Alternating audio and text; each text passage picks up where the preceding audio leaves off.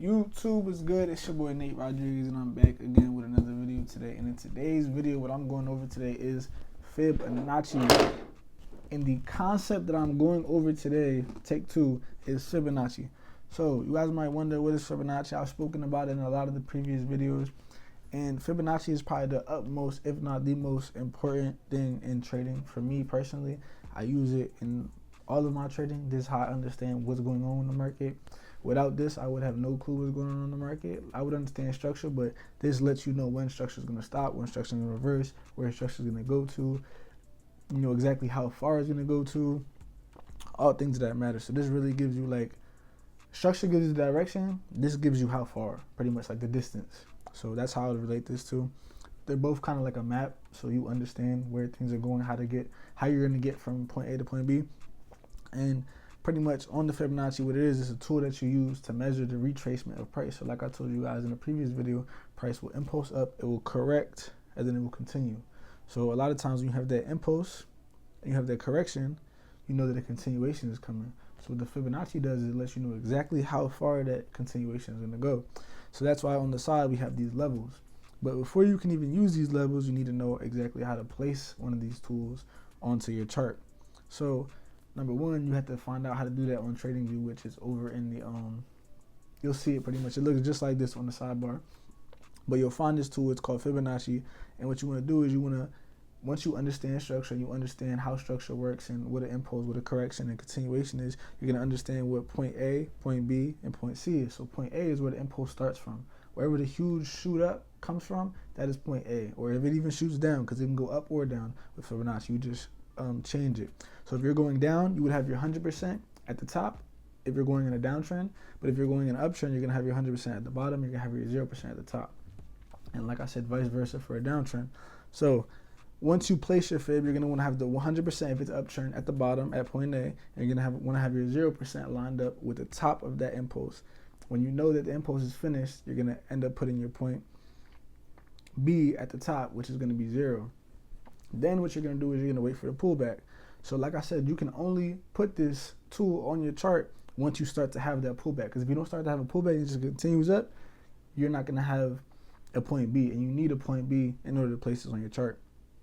So like I said, after you have your point B, you're going to be expecting the pullback. The pullback is going to create your point C, and that is the most important part. That's going to let you know exactly where on this Fibonacci that you're looking for that retracement to be.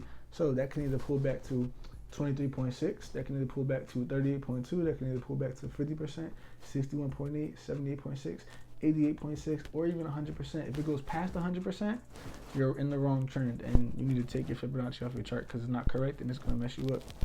So that's why it's very important to understand how to place these.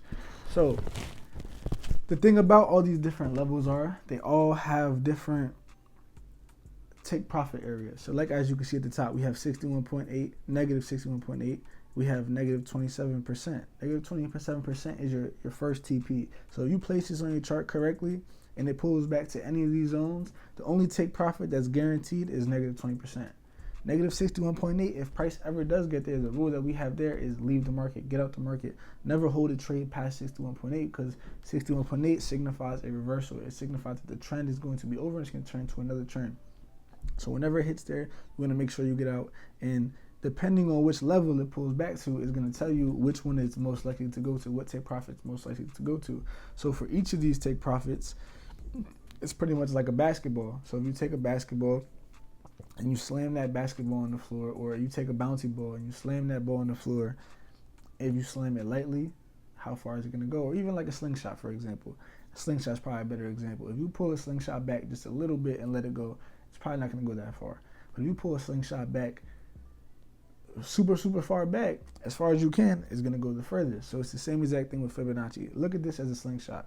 The further price pulls back, the further you can expect price to go up. Now there's different ways that price will go up when it pulls back to these levels, but that's for another video. I can't give out too much sauce in one video, but you know, that's why y'all gonna subscribe and y'all gonna see the next videos and y'all gonna get all the game and all the free game and everything like that. But pretty much each level has its own rules for where it pulls back to, and when it pulls back to each zone, like I said, the further it pulls back to, the more deeper it's gonna shoot up in impulse in the future. And like I said, you know, You need that point A, that point B, and that point C to have a valid fib. You also want to, if you don't know how to actually do structure, that's the most important thing. So definitely make sure you go back to the first video where I talk about market structure. That will actually help you understand what I even have on my chart and help you understand what point A, point B, and point C would be.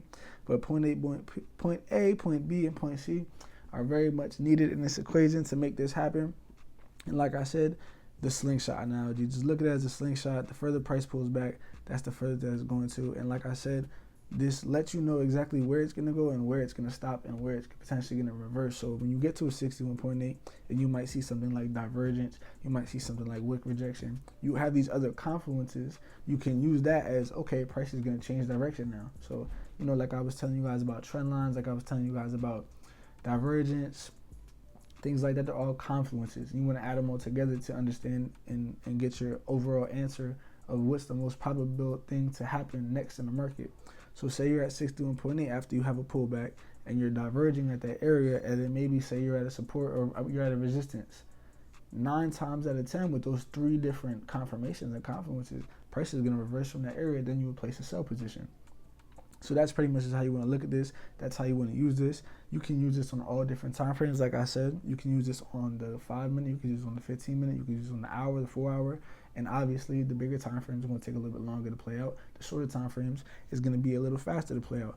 Also, take into consideration that if you have a higher time frame fib and you have a lower time frame fib, and you're expecting this fib to hit TP1 or TP2, but the higher time frame fib conflicts that fib, since this is a minor structure fib, this fib 9 times out of 10 will be disrespected. It won't be respected.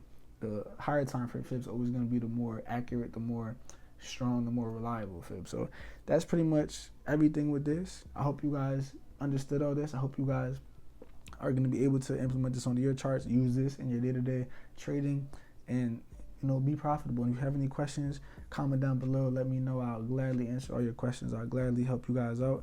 That is my goal here, to provide value, to help you guys understand the market the way I understand the market, to help you guys find profitability how I found profitability.